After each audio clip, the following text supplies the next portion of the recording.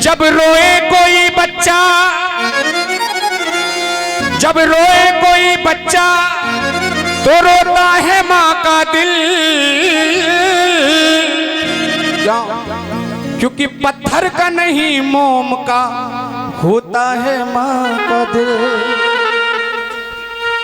इसलिए ध्यान दें, इधर उधर की बात करोगे कुछ नहीं मिलेगा, वो लांगुरिया मिलेंगे।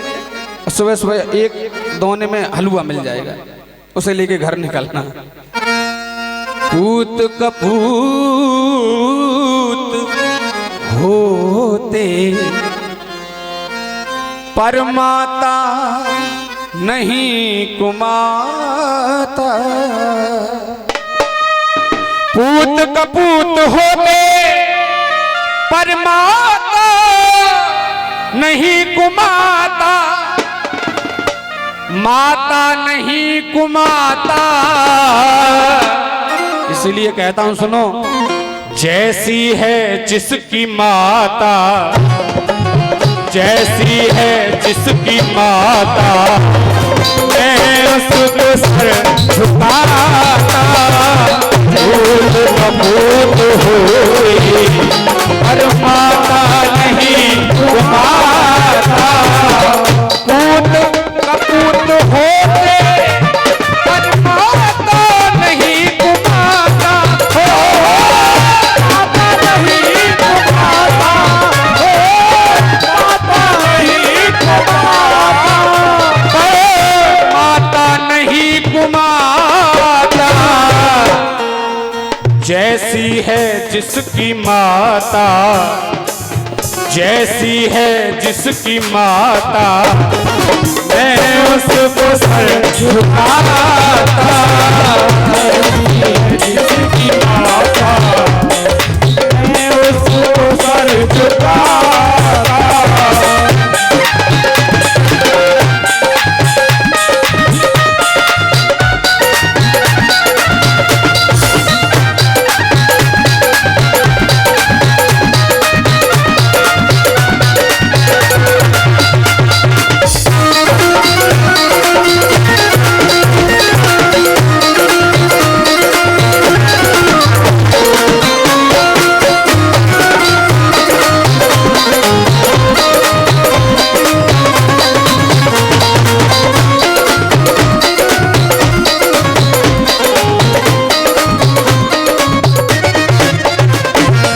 सुनिए,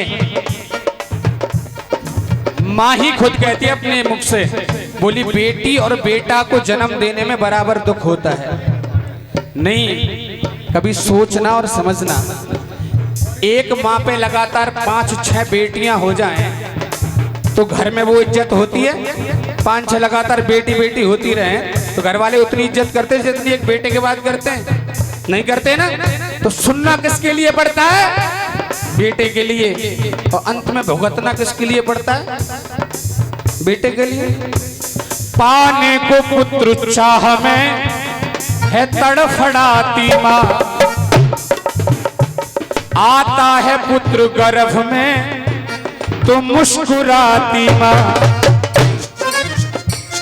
9 महीने अपने पेट में झूला झुलाती माँ, जब पैदा होता मौत से भी खेल जाती माँ। पैदा होगा मौत से भी खेल जाती माँ, जब पैदा होगा मौत से भी खेल जाती माँ। और माँ कहती है मेरा बेटा छोटा है, बड़ा हो जाएगा ना इसकी शादी करूंगी, और जब इसकी शादी हो जाएगी इसके छोटे छोटे बच्चे मुझे क्या कह के बुलाएंगे? होगी जब इसकी शादी मैं माँ से बनूंगी दादी, माँ से बनूंगी दादी, माँ से बनूंगी दादी, माँ से बनूंगी दादी। बड़ी मुश्किल से वक्त ऐसा माँ की जिंदगी में आता। सुनिए, अब एक किस्सा सुनाऊं। किस्सा सुना रहा हूं तुम्हें एक गरीब का। फूटा नसीब कैसे उस बदनसीब का। एक मैया ने अपने बेटे का विवाह कर लिया। घर में दो ही प्राणी थे, माँ और बेटा। और माँ का ये विचार था कि नई बहू आए, घर को सास संवार ले, मैं बूढ़ी हो गई हूँ, मेरी छुट्टी हो जाए बस। सास के बड़ी अच्छे कर्म थे, सास के बड़ी सुंदर बहू मिली। शादी के बाद घर में, शादी के बाद घर में एक लक्ष्मी आई। वो लक्ष्मी थी घर की, ना बेटी पर। उस लक्ष्मी ने घर को फिर सुंदर सजाया, अपना भी ध्यान माँ के चरणों में लगाया। अपनी सास से बोली, देखो नवरात्रे आ रहे हैं मैया के, हम और तुम मिलके व्रत रहेंगे। अब तो सास बहुओं ने भगवती का व्रत किया। नवरातों में मैया की जोत जलाई। भोजन कराने लांगुरा और कन्या बुलाई। भोजन कराने लांगुरा बुलाई। भोजन कराने लांगुरा बुलाई। भोजन कराने के लिए सास बहुओं ने घर में कन्या लांगुरा बुलाई।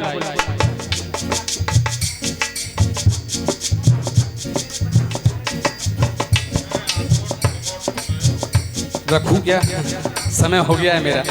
भोजन कराने लांगुरा और कन्या बुलाई। आगे भोजन करने लगे कन्या और लांगुरा, और सास बहू भोजन करा रही थी। लेकिन बेटा कहाँ था ये सुनो। दुनिया के एमालों में वो पुत्र पड़ गया। दो ऐब दुनिया के सबसे बुरे ऐब हैं साहब, जुआ व शौक पीने का मस्तक पे चढ़ गया।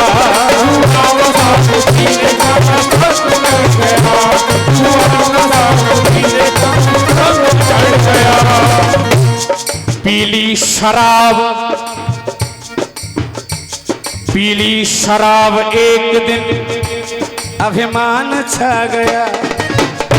इतनी शराब पी के आया, अपना ही होश नहीं था, झूमता हुआ घर आ रहा है। पीली शराब एक दिन अभिमान छा गया। और झूमते फिर घर को आ गया। झूमते ही झूमते फिर घर को आ गया। झूमते ही झूमते फिर घर को आ गया। शराब पी के आया, घर आया झूमता हुआ, देखा उसकी पत्नी ने और उसकी माँ ने कन्या और लांगुरा बैठा रखे, भोजन करा रही है। लेकिन शराबी, बहुत बड़ा शराबी, जाने क्या भगवती को। भाई आजकल मैंने देखा है ये छोटे जागरण वाले अक्सर ये कहते हैं कि भगवती के लिए भेंट चढ़ती है, दारू लेके आओ। कहाँ लिखा है भाई? वैष्णो देवी की कथा तो सुनो। भैरों के सर को काटने वाली वैष्णो देवी ने भैरों का सर इसलिए काट दिया था क्योंकि उसने मदिरा और मांस मांगा था।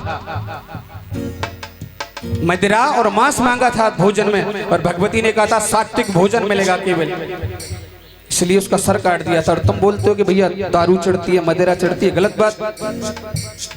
शराबी घर आया, माँ से बोला, माँ ये क्या कर रही है, क्यों बिठा रखी है तूने? वो पुत्र बोला रोष में, क्यों ये फौज बुलाई? चलो यहां तक ठीक था। वो पुत्र बोला रोष में, क्यों ये फौज बुलाई? मारी है लात जोत में फिर जोत बुझाई। मारी है लात जोत में जोत बुझाई। मारी है लात जोत में जोत बुझाई। शराबी ने एक लात ज्योति में और मार दी जाके, सो ज्योति बुझ गई। अब वो तो केवल खेल समझ रहा था ना, केवल खेल। अरे कुछ नहीं है, जागरण भागना होता क्या ये सब। लेकिन उसे पता क्या था कि ये आदि शक्ति है। ज्योति को लात मार दी, निकलने लगा, लेकिन भगवती ने देखा, अरे तो लात मार के निकल रहा है। माँ ने कहा निकल यहां से। अब जैसे ही घर से आगे कदम थोड़ा सा बढ़ाना चाहता है ना, पत्नी ने देखा पति बहुत शराब में, कुछ बोल नहीं सकती हूँ क्योंकि सास ने भी कह दिया है घर से बाहर निकल जा, शराब पी के आया है। अंधा भी हो गया वो, जमी पे जो गिर गया, लात मारते ही कम दिखाई दिया, कम दिखाई देने के बाद बिल्कुल अंधा हो गया। अंधा भी हो गया वो, जमी पे जो गिर गया। उसकी पत्नी ने देखा, लक्ष्मी ने, उस लक्ष्मी का एकदम दिमाग फिर गया, लक्ष्मी का एकदम दिमाग फिर गया, उस लक्ष्मी का एकदम दिमाग फिर गया। उसने नहीं देखा उसके पति का क्या हाल है, वो सीधी भगवती की तरफ भागी। ज्योति तुरंत जलाई, ज्योति तुरंत जलाई, फिर मां से लगन लगाई, मां से लगन लगाई, मां से लगन लगाई, मां से लगन लगाई। मां से बोली, मां मेरे पति को क्षमा तू कर दे, मेरे पति को क्षमा तू कर दे, क्योंकि तू है दया की दाता, फूल कबूल होते पर माता नहीं तुम्हारा।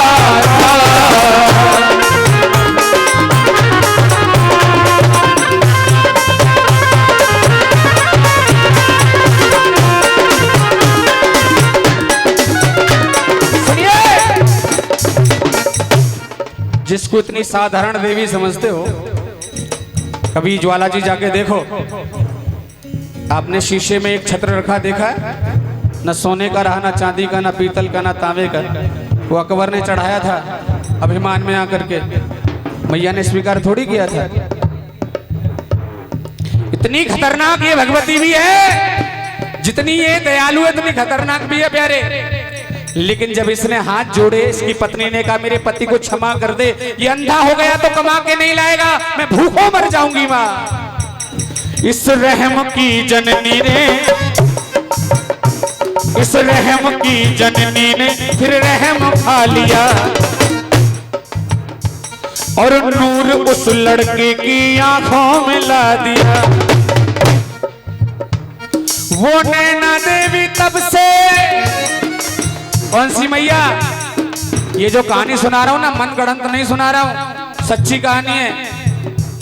वो नैना देवी तब से विख्यात हो गई, घर घर में पूजने की शुरुआत हो गई, शुरुआत हो गई, शुरुआत हो गई। ये विजेंद्र शर्मा गाते और मां से लगन लगाते,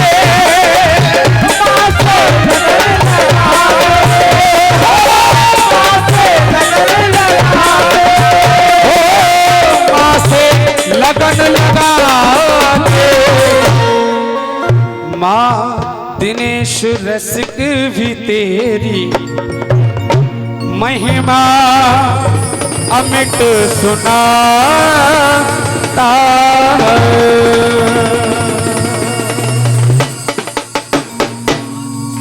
अगर ये कहानी आपको पसंद आई है तो जोरदार तालियां एक बार हमारे विजेंद्र